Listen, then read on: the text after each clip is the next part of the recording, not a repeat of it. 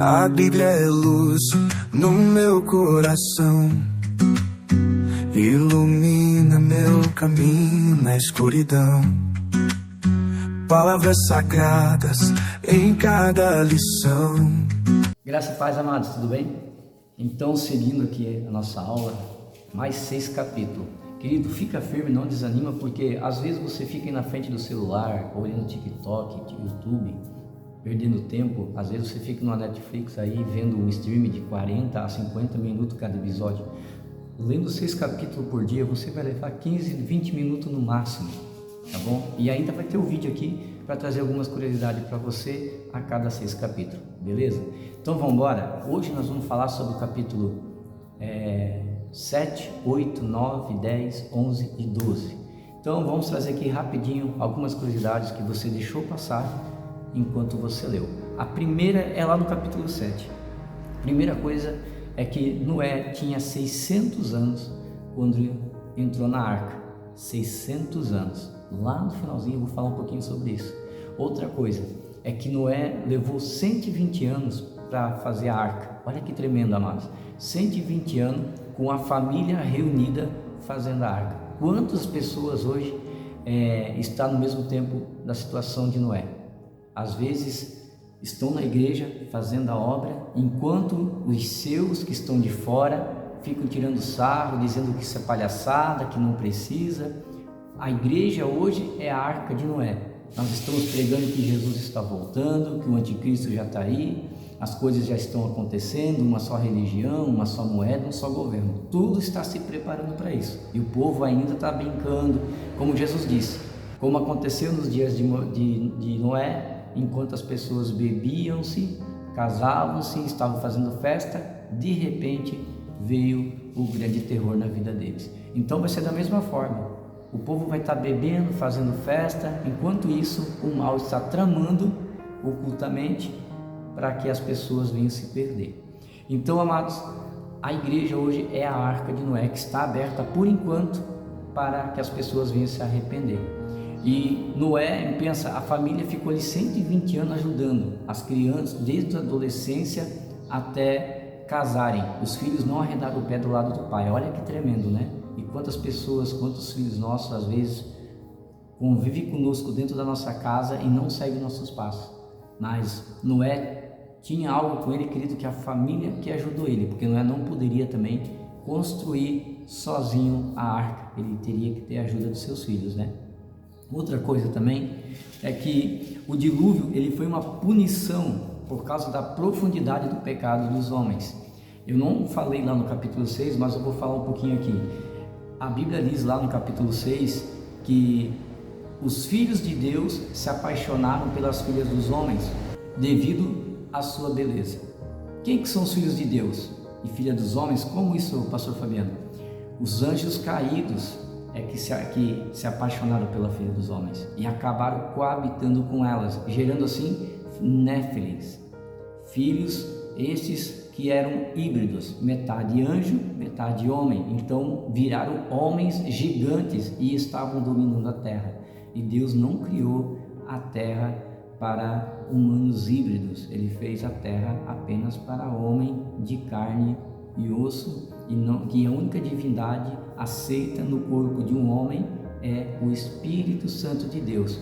Ele não aceita a natureza caída. Foi por isso que Deus destruiu a terra, porque os néfilins, que são os descendentes de Golias, o gigante que Davi derrubou, estavam dominando a terra com a sua iniquidade e malvadeza. Amém? Então, no capítulo 8, a gente tem aqui também algumas curiosidades.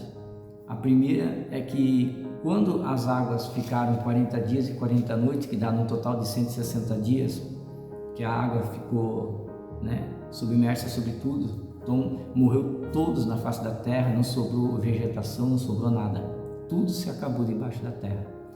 O que aconteceu? Noé solta primeiro um corvo que voltava porque as águas não tinham baixado. Depois ele solta uma pomba, e essa também não encontrando lugar para repousar, ela volta. Aí Noé espera 7 dias e depois solta a pomba e ela volta então com o ramo no bico. Esse ramo aí ele representa a paz, né? Hoje você vê muito símbolo de uma pombinha com raminho, né, que representa a paz, mas infelizmente no ocultismo ela também representa outra coisa. Outra coisa também no capítulo 8, que não tem muito o que falar, mas é que a idade do homem após o dilúvio do capítulo 8 agora diminui. Se o homem vivia 900, agora ele vive apenas 500, 300 e vai descendo até chegar no que nós chegamos hoje, né? Hoje a expectativa do homem é de 50 a 80 anos, é a expectativa do homem no Brasil. No mundo até mais, mas no Brasil a expectativa do homem é de 50 a 80 anos no máximo, tá? Capítulo 9. No capítulo 9, a gente vê que a mesma bênção que Adão e Eva receberam de Deus, de ser os primeiros na terra, Noé teve o privilégio, a graça, favor não merecido. A sua família também são os primeiros habitantes da terra. Eles são os primeiros habitantes da terra a colocar os pés, depois que as águas baixam, os primeiros habitantes da terra a colocar os pés na terra. Então, eles são os primeiros e únicos. Olha o privilégio, irmão, para povoar a terra, tá? Outra coisa, existe já a nova Bíblia, já está sendo escrita, né? Tem uma nova Bíblia progressista chegando aí e logo ela vai ser imposta. Então, se você tem Bíblia, compre as que tem aí contemporânea, tradução contemporânea, porque as novas já estão vindo mutilada.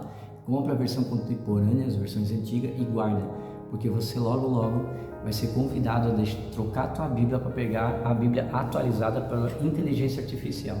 E a nova Bíblia com a inteligência artificial, na história de Noé, vai falar que tem uma família que sobreviveu no alto do monte. Olha a loucura, irmão. Que no alto do monte, fora Noé, mais uma família. Então daí tu sabe que dessa família provavelmente vai sair tudo aquilo que o mundo prega, tá? Então já te prepara aí, porque é o que vai acontecer. Outra coisa então que a gente também pode ver no capítulo 9 é que a aliança entre Deus e as criaturas foi a maior aliança já realizada na Bíblia. A primeira das maiores alianças que Deus fez com o homem foi entre Noé e Deus, que ele fez aliança que ele nunca mais ia acabar a terra com água. Então até ali chovia, mas não aparecia o arco-íris. Mas depois do dilúvio o Senhor falou: olha, como um sinal do meu tratado contigo, Noé, eu vou fazer, toda vez que chover, vai aparecer o meu arco no céu.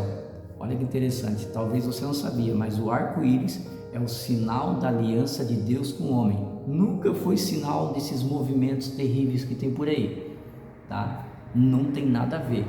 O arco-íris, ele sempre foi um símbolo de aliança entre Deus e o homem, que Deus nunca mais ia acabar a terra com água. Amém? Outra coisa também no capítulo 9 é que Noé, ele era agricultor, e tanto que no capítulo 9 você vai ver que Noé, a primeira coisa que ele faz é plantar uma videira, né? Um campo de videira. Ele vai plantar uva. Então olha que interessante, talvez você deixou isso passar. Mas por que deixou passar? Porque como é que um camarada que é agricultor, fez uma arca? Noé não trabalhava com carpintaria e ele não era carpinteiro naval. Ele nunca entendeu nada de naval, de náutico. Então olha que interessante, Deus pega um agricultor que nunca botou o pé no mar, não entende nada de náutico. Deus dá sabedoria para Noé, que não sabia nem manejar um serrote, nada, betume, nada disso, porque ele nunca precisou. Deus dá a competência e a capacidade para Noé e sua família fazer a arca por 120 anos, um agricultor. Isso mostra o que para mim e para você? Às vezes você diz assim: pastor, mas eu não tenho chamado para cantar, eu não tenho chamado para pregar. Irmão, querido, quando Deus chama, Ele capacita. E pregar não é um chamado, é uma ordem. Ide pregar o evangelho a toda criatura. A versão original não é ide pregar o evangelho a toda criatura, a versão original é indo, ou seja, é uma obrigação, é uma ordem. É só você pregar aquilo que Deus fez na tua vida. Você não é crente? Se você é um crente alinhado com o céu, está numa igreja que prega a verdade, com certeza você vive o sobrenatural. Agora, se você está num lugar que prega só o egocentrismo, então você tem uma vida normal. A diferença é que você só trocou a veste, mas não tem intimidade com Deus. Então você precisa se alinhar com Deus. Aqui mostra que Deus pega um camarada que nunca mexeu com náutico, nunca mexeu com barco, o negócio dele era arar a terra, e Deus fez dele um grande engenheiro náutico, e que durou. Foi a primeira vez que ele fez uma arca e que durou aí, levou 120 anos para ficar pronta, não teve teste, né? Não teve teste de qualidade, choveu, ela já aguentou, já ficou inteiro, não afundou. Olha que interessante, quando Deus te chama para fazer algo, Deus se responsabiliza por ela. Você só precisa crer em Deus e crer em você. Eu sempre digo para a igreja aqui que existe 3 tipos de inimigo. O homem tem 3 tipos de inimigo. O primeiro inimigo é Satanás, mas esse já foi vencido na cruz, tanto que a palavra de Deus diz: resistir o diabo e ele fugirá de vós. O segundo inimigo é o tempo. Você tem que criar tempo para Deus. Tempo para Deus não se tem, se cria. Porque se alguém ligasse para você e falasse assim: eu te dou 20 mil para tu ficar 1 hora parado de joelho no pé da tua cama, eu tenho certeza que você ficaria com o joelho dobrado por 20 mil por mês, por 1 hora, todos os dias, de domingo a domingo, porque o 20 mil ia fazer a diferença na tua vida. E agora eu te digo, a salvação, que é para a eternidade inteira, não faz a diferença na tua vida? E você não consegue ficar 5 minutos de joelho dobrado lá da tua cama, não consegue ler 6 capítulos por dia? 2 pesos, 2 medidas, não funciona no céu. Então, outra coisa também é que a gente aprende no capítulo 9, é que Noé, ele se embriaga quando ele volta a fazer. Olha que interessante, quando Noé volta a ter a sua vida normal, já passou a luta, já passou a prova, a sua missão acabou. A sua missão agora é trabalhar e levar a vida normal. Quando ele descansa daquilo que ele estava fazendo, Noé se embriaga. Então, uma curiosidade aqui: toda vez que a tua vida se torna normal, você vai se embriagar com o que está fazendo e você vai fazer algo errado. Olha que interessante, Noé se embriagou, aí Cã, o filho mais novo de Noé, vai lá ver Noé que está nu, então ele escarnece do pai. E a maior vergonha para um hebreu, no tempo de Noé, era mostrar a sua nudez. E o filho de Noé, em vez de preservar o pai, ele expôs o pai. Ali é lançada uma maldição hereditária. Para você que não crê em maldição hereditária, ela existe. Noé, Gênesis 9, né? Noé é uma prova disso. Então, Noé ele lança no capítulo 9 uma maldição para o seu filho. Ele diz que a descendência de Cã seria o último dos escravos dos seus irmãos. E se cumpriu a risca, querido. Quando Moisés liberta o povo do Egito, eles vão para o deserto. Qual é o nome da terra prometida que Deus prometeu? Canaã, né? Canaã. Quem que morava em Canaã? Quem que fundou Canaã? Descendência de Cã. Perdeu os seus descendentes dos seus irmãos. Mas lá no Novo Testamento também acontece a mesma coisa, porque a descendência de Cã são os cananeus, e os cananeus só deram prejuízo para o povo de Israel, tanto que Deus destruiu os cananeus, porque os cananeus só perseguiam o povo de Israel. A Bíblia vai falar que Jesus está andando e vem a uma mulher sinícia que era cananeia, ou seja, ela era descendência de Cã, e ela começou a falar com Jesus e Jesus não estava nem aí para ela. Jesus não deu interesse a ela, porque sabia que havia uma maldição sobre a vida dela, sobre a descendência dela, e os discípulos não diziam: manda essa mulher embora. Aí essa mulher se prostrou aos pés de Jesus e disse assim: Senhor, minha filha está endemoniada, faça alguma coisa. E a Bíblia diz que quando ela se prostra, ela adorou o Senhor, ele reconheceu a adoração dela e parou. E diz assim: eu não posso deixar de dar pão aos filhos, que é o povo de Israel, para dar aos cães. como ela era da descendência de Cã, chamou ela de cachorra. Ela disse: mas Senhor, até os cachorrinhos comem da sobra que cai das suas mesas. Aí o Senhor, vendo o tamanho da fé dela, disse: vai e seja feita conforme a tua vontade. Mas ele não disse: a tua fé te salvou, porque ele sabia da maldição que estava na vida dela. Tá? Então, a palavra de um pai tem poder. Nunca amaldiçoe o teu filho, nunca vai dizer: tu é um burro, tu é um pamonha, tu não vai dar nada na vida, tu é burro mesmo, tu tem que puxar, tu puxou a família de fulano. Não fale esse tipo de coisa, querido, porque tua palavra tem poder e é uma sentença. Quando você fala esse tipo de coisa, o mundo espiritual diz amém e teu filho vai ser aquilo que você profetizou.